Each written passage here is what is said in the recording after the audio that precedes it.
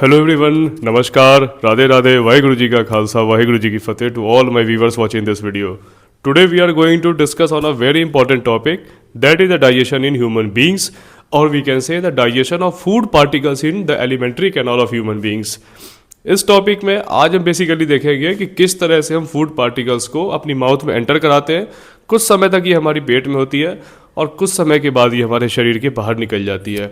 But हमारे खाने से लेकर इस फूड का बाहर निकलना, उस बीच कौन कौन सी प्रक्रियाएं होती हैं, कौन कौन सी प्रोसेसेस होती हैं, कौन कौन सी एंजाइमेटिक एक्शंस और मेटाबॉलिक एक्टिविटी होती है इस फूड पार्टिकल्स पे, जिस कारण कि ये डाइजेस्ट हो जाता है अच्छे से, हमारी बॉडी को न्यूट्रिशन भी देता है और बाहर भी निकल जाता है.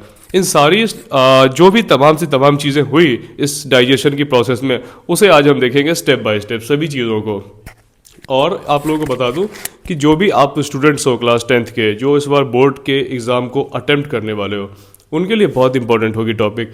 क्योंकि ये आप मान के चले, आप हर साल ये रिपीट करती है खुद को, चाहे आपकी वेदर 1 मार्क्स की हो, MCQ हो, 2 नंबरों में आए या 5 नंबरों की भी क्वेश्चन में आए, ये आती हर साल है. तो आप मेरी इस वीडियो को ज़रूर ध्यान से सुनेंगे. बहुत ही सिंपल वर्ड्स में और सिंपल टर्म्स में मैंने समझाने की कोशिश की है इसको.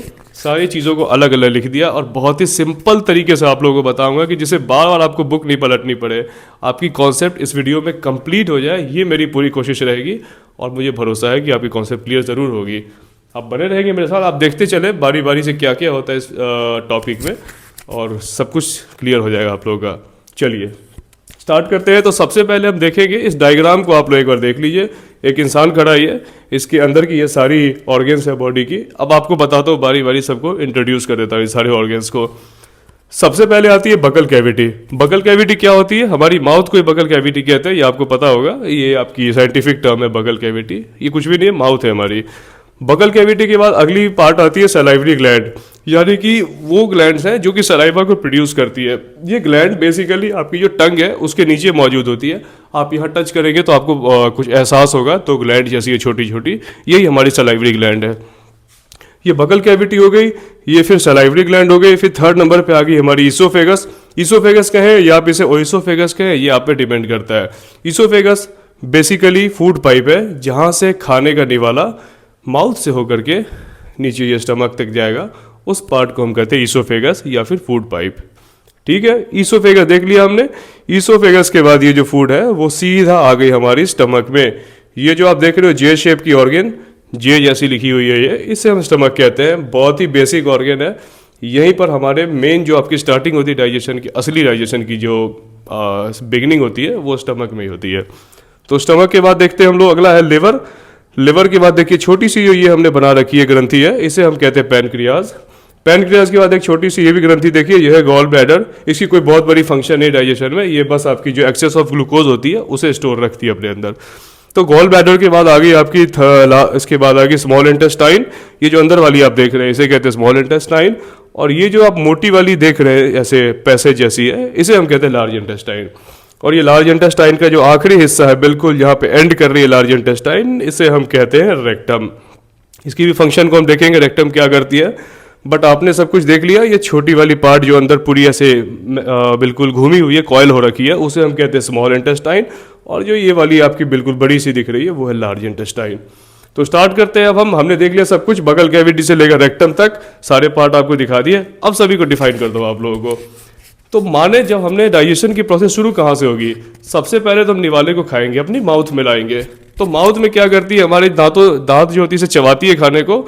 और साथ में आप ध्यान देंगे कि जैसे ही खाना हमारे माउथ में एंटर करता है, कुछ लिक्विड हमारे मुंह में खुद ब खुद आने लग जाती है. उसे हम कहते हैं सलाइवा, उस लिक्विड को. और उस लिक्विड को प्रोड्यूस कौन करता है? तो ये जनाब प्रोड्यूस करते हैं, नाम है इनका सलाइवरी ग्लैंड. यहाँ जिसके बारे में मैंने जिक्र किया, यही आपकी सलाइवा को प्रोड्यूस करती है. और इस सलाइवा के अंदर एक आपकी एंजाइम होती है, उसका नाम होता है सलाइवरी एमाइलेज. और ये भी एक बहुत बड़ा इंपॉर्टेंट रोल प्ले करती है. कैसे? जब हमारी माउथ च्यू करते हैं हम खाने को, तो सलाइवा आती है. और सलाइवा क्या करती है, खाने को एक लिक्विड फॉर्म देती है, यानी कि लिक्विड प्रोवाइड करती है, जिससे कि वो अच्छे से मिक्स हो सके हमारे मुंह के अंदर. और इस सलाइवा में कंटेंट होता है सलाइवरी एमाइलेज. और ये सलाइवरी एमाइलेज का काम होता है कि जो कार्बोहाइड्रेट होती है उसके ब्रेक डाउन में हेल्प करती है. यानी कि जो भी स्टार्च होगा हमारे उस खाने में मौजूद होगा, उसको ये सीधा सीधा सिंपल शुगर में तोड़ दिया जाएगा हमारी माउथ में। देखें, जो भी स्टार्च आएगा या कार्बोहाइड्रेट कहें, स्टार्च कहें, वो टूट जाता है सिंपल शुगर में। किसकी प्रेजेंट में? सलाइवरी एमाइलेज, यानी कि जो लार हमारे मुंह की है वो कार्बोहाइड्रेट को पहले ही ब्रेक डाउन कर देती है। उम्मीद करता हूँ ये क्लियर हो गया होगा आपको। साइंस की बुक में आपको लिखा है कि जो सलाइवरी एमाइलेज होती है वो सक्रोज को माल्टोज में तोड़ती है। आप वो भी कह सकते हैं, या आप चाहें तो ये भी कह सकते हैं कि स्टार्च को सिंपल शुगर में ब्रेक डाउन कर देती है। ठीक है, उसके बाद देखते हैं, बगल कैविटी में ब्रेक डाउन हो गई खाने की, उसके बाद ये सीधा आ गई ईसोफेगस में, यानी फूड पाइप में। क्यों आती है? बहुत लोग कहेंगे ईसोफेगस को क्यों समझा रहे हैं। देखो, समझाने का मेन मतलब है क्योंकि एक बहुत इंपॉर्टेंट टर्म आती है, उसे हम कहते हैं पेरिस्टाल्टिक मूवमेंट, यानी वो मूवमेंट है जिसमें कि कॉन्ट्रैक्शन और रिलैक्सेशन बार बार होती है। हमारे जब हमने खाने को च्यू किया, उसके बाद ये धीरे धीरे धीरे धीरे करके ये हमारी स्टमक में चली जाती है। ऐसा तो नहीं है कि एकाएक खाए और ये धड़ाम से चली गई पेट में, वैसा नहीं होता। भगवान ने एक सिस्टम बना रखा है, यहाँ पे एक पाइप है, इस पाइप के थ्रू जाती है और इस पाइप में खाना जो है, खाने की पार्टिकल, वो पेरिस्टाल्टिक मूवमेंट को फॉलो करती है। पेरिस्टाल्टिक मूवमेंट क्या है? जब खाना इधर आएगा आपके तो कहीं भी यहाँ कॉन्ट्रैक्शन होगी और ये खाना और नीचे जाएगा, फिर कॉन्ट्रैक्शन होगी, फिर ये कॉन्ट्रैक्ट करते करते करते करते ये खाने को स्टमक तक लाएगा। यानी कॉन्ट्रैक्शन और रिलैक्सेशन की प्रोसेस को हमारी ये ईसोफेगस फॉलो करेगी। यहाँ कॉन्ट्रैक्ट हुआ, इधर रिलैक्स हुआ, फिर कॉन्ट्रैक्ट रिलैक्स करता हुआ स्टमक तक ले गया। ठीक है, ईसोफेगस इसलिए हमने बताया था कि आपको पेरिस्टाल्टिक मूवमेंट के बारे में पता चल जाए, और ये इंपॉर्टेंट है, ये भी एग्जाम में आती है कि what is the movement which food particles follow during the movement inside our stomach. हमारी फूड स्टमक तक जाने के दरमियान कौन सी वो मूवमेंट है जिसे फॉलो करती है। ठीक है, स्टमक में आ गई। स्टमक में आते ही, स्टमक में आप देखें तो इसकी जो वॉल्स होती है स्टमक की, इसमें एक ग्लैंड्स लगी होती है, उसे हम कहते हैं गैस्ट्रिक ग्लैंड्स। याद रखेंगे आप, स्टमक की जो दीवारें होती है उस पर लगी होती ग्लैंड, उसे हम कहते हैं गैस्ट्रिक ग्लैंड। जैसे ही खाना हमारी पेट में पहुंचा हमारे फूड पाइप से, ये बिल्कुल एक्टिव हो जाती है, एक्टिवेट हो जाती है। ये क्या करती है? एक्टिवेट होने के बाद अपने अंदर से निकालती है गैस्ट्रिक जूस, यानी गैस्ट्रिक ग्लैंड अपने अंदर से सिक्रीट करती है गैस्ट्रिक जूस को, और ये गैस्ट्रिक जूस अपने अंदर से 3 चीज़ों को सिक्रीट करती है। सबसे पहले होती है आपकी HCl, दूसरी होती है म्यूकस, और तीसरी होती है पेप्सिन। समझ गए आप लोग?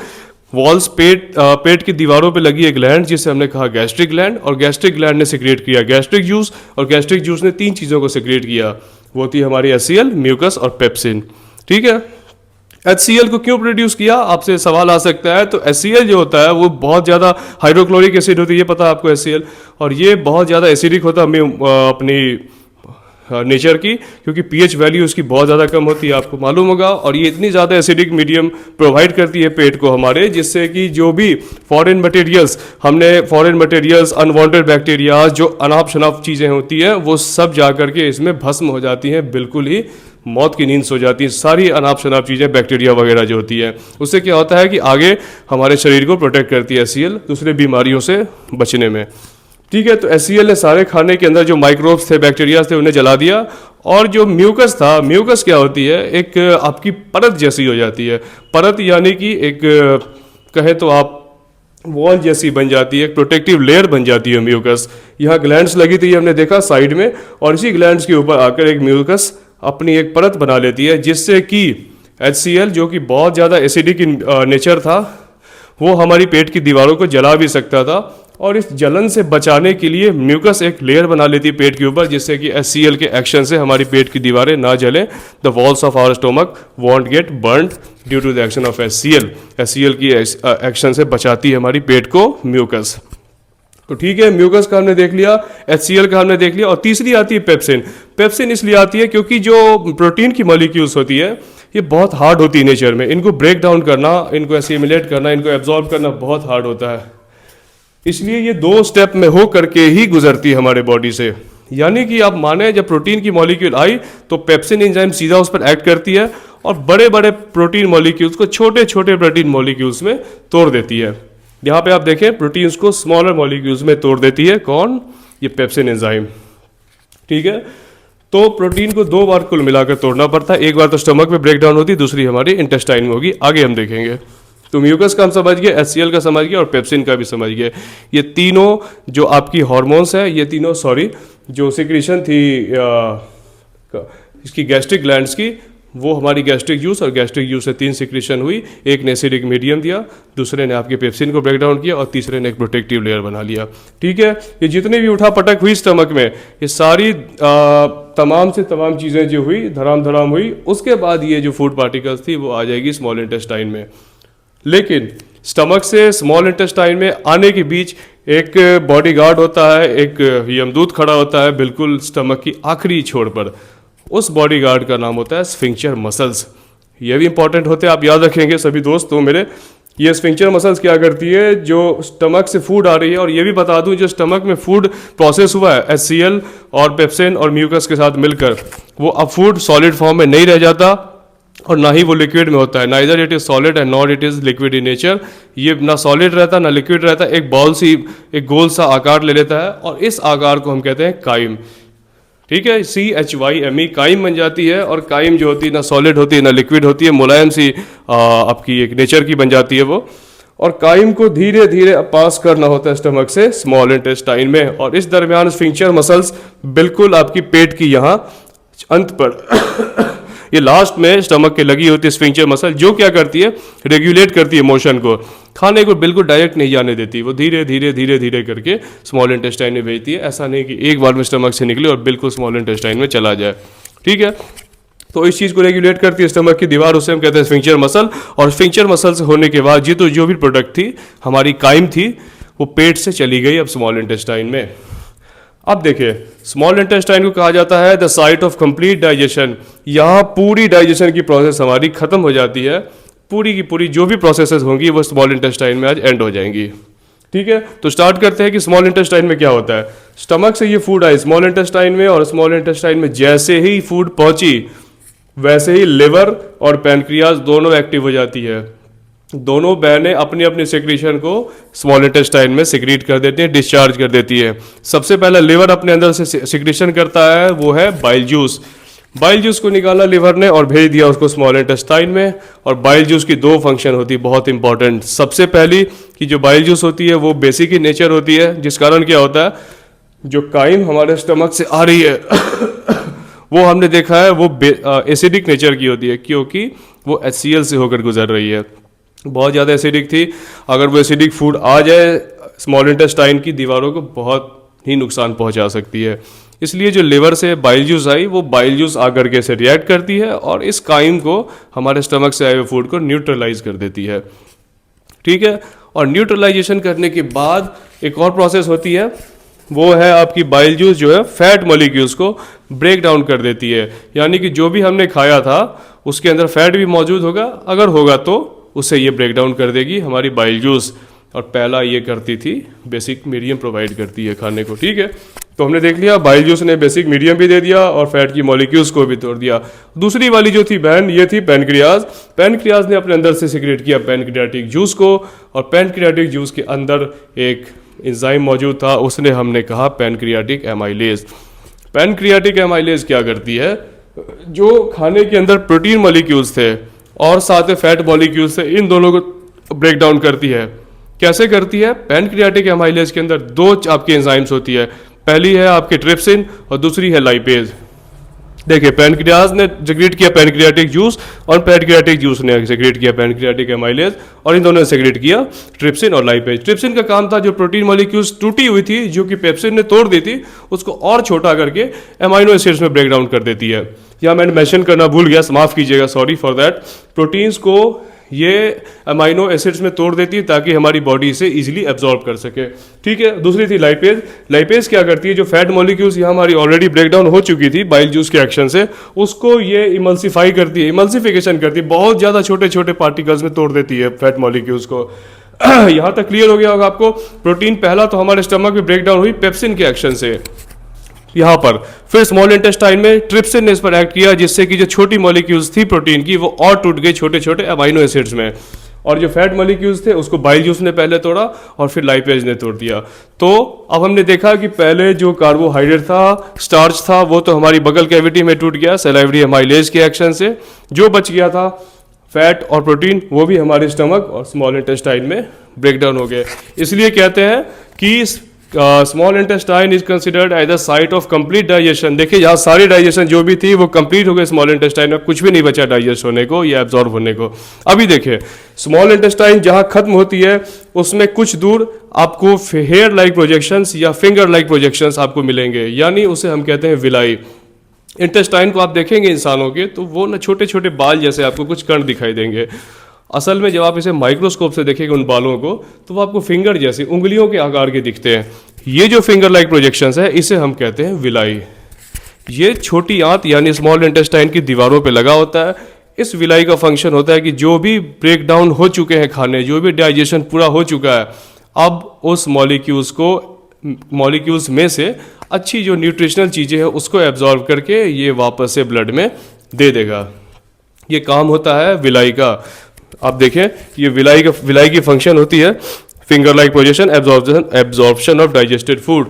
जो भी एब्जॉर्ब करने लायक चीज़ें होंगी आपकी वो सारी की सारी एब्जॉर्ब होकर के ब्लड में चली जाएंगी, यानी आपकी प्रोटीन जो टूटी थी अमाइनो एसिड्स में, वो कार्बोहाइड्रेट थी, वो आपकी जो सिंपल शुगर थी यानी माल्टोज आप कह सकते हैं, वो सारी चीज़ें आपकी ब्लड में वापस चली जाएंगी और सर्कुलेशन के साथ साथ वो हमारी सेल्स को, टिश्यूज़ को मिलेंगी। जब जब उसे ज़रूरत पड़ेगी, जब जब हमें एनर्जी की ज़रूरत पड़ेगी, ये ब्रेकडाउन होते रहेगी। ठीक है, क्लियर हो गया होगा विलाई का काम। और विलाई से गुजरने के बाद यहाँ पर एब्जॉर्प्शन का भी काम हो गया। शरीर ने सारा खाने को एब्जॉर्ब कर लिया, उसके अंदर की अच्छी चीज़ों को विलाई की मदद से यानी फिंगर लाइक प्रोजेक्शन की मदद से। विलाई जो होती है सरफेस एरिया को बड़ा कर देती है, यानी अगर सीधे सीधे दीवार से गुजरती है खाने, अगर यहाँ पर एब्जॉर्प्शन होती है तो उतनी अच्छी नहीं होगी। अगर आप विलाई का यूज़ करें तो ज़्यादा उसे गुजरना पड़ेगा खाने को। इससे क्या होगा, ज़्यादा अच्छी एब्जॉर्प्शन हो पाती है हमारे खाने की। क्वेश्चन आता है कभी कभी विलाई क्यों इंपॉर्टेंट है, तो इसलिए इंपॉर्टेंट है क्योंकि सरफेस एरिया ज़्यादा देती है एब्जॉर्प्शन के लिए। ठीक है, स्मॉल इंटेस्टाइन हो गया। स्मॉल इंटेस्टाइन से गुजर के चली जाती है सीधा लार्ज इंटेस्टाइन में। ठीक है, और आप लोगों को बता दूं कि यार क्वेश्चन ये भी आता है कि स्मॉल इंटेस्टाइन जब बड़ी है, लार्ज छोटी है, तो फिर इसे लार्ज क्यों, स्मॉल को बड़े को स्मॉल क्यों कहते हैं। देखिए स्मॉल इंटेस्टाइन जो होता है असल में बहुत लंबा होता है। आप मान के चलिए 3.5 मीटर के, यानी जितना बड़ा एक इंसान है उसका 3 गुना बड़ा स्मॉल इंटेस्टाइन होता है, बहुत बड़ा होता है। और लार्ज इंटेस्टाइन बहुत छोटा होता है, आप मान के चले बहुत छोटा मतलब आधे मीटर का होगा, बहुत बड़ा, यानी 6 गुना बड़ा स्मॉल इंटेस्टाइन लार्ज से।